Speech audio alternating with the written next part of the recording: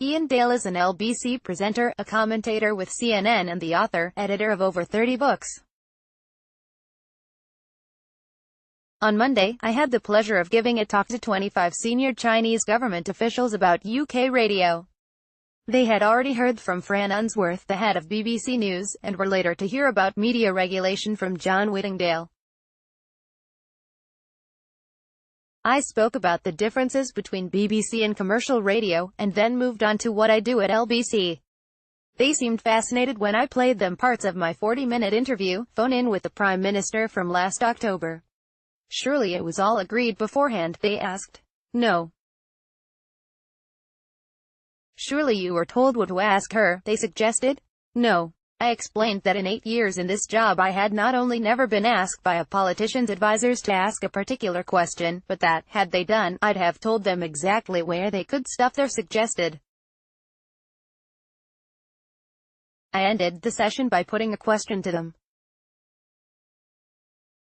I explained that LBC stood for Leading Britain's Conversation, and I wondered if they might like me to come to Beijing to set up LCC, Leading China's Conversation. I looked out at a sea of poker faces. I think they all secretly rather liked the idea, but if a single one had suggested agreement they'd have immediately been snitched on back home, and intercepted off the plane at Beijing airport. Well, she's still there, clinging on like a limpet. The resilience of Theresa May has been on full display again for all to see. On Sunday, many were speculating that she would be gone by the end of the week. On Monday, rumors were rife that Sir Graham Brady had the 48 letters necessary to force a confidence vote. He didn't. The Prime Minister then turned up to the Commons to give an assured performance, making the most of the kind comments from opposition MPs, deploring anonymous quotes from Conservative MPs in the Sunday papers about knifings and nooses. And on Wednesday, she completed the job by putting in a competent performance at PMQs and then doing well at a 1922 committee meeting. Recalcitrant rebels were left spluttering that it was all stage managed by the whips.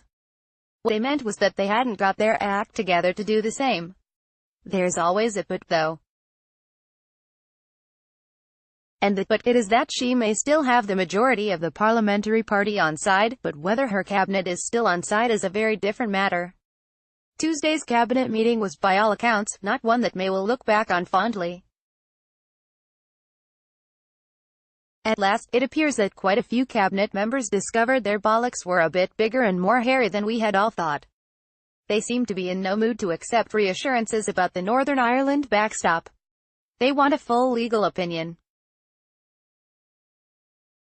For some odd reason, they don't believe Ollie Robbins any longer. Can't think why.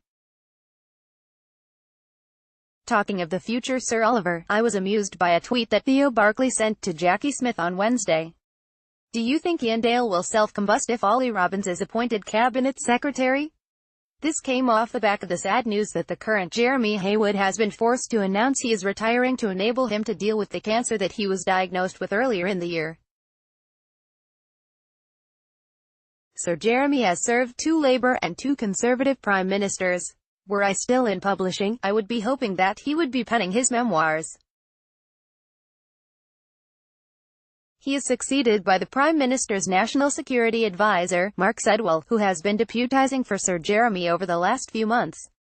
What a time to be appointed head of the civil service.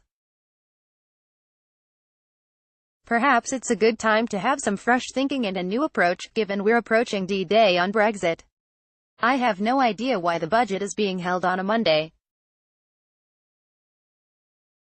It's not happened before, I don't think, certainly not in my adult lifetime.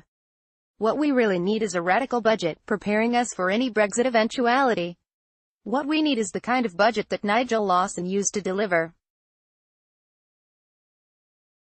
What we're likely to get, I suspect, is something very different. Conservative chancellors always try to sell their budgets as pro-business and pro-jobs. I suspect this one won't be able to be sold as either.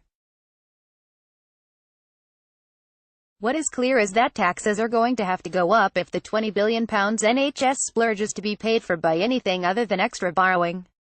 There will be a few painful personal income tax measures, no doubt, which are likely to involve thresholds being frozen and top earners being penalized even more. I can't see the actual rates of income tax being raised. No, it will be businesses that will be hit because they are an easy target and ordinary voters have little sympathy.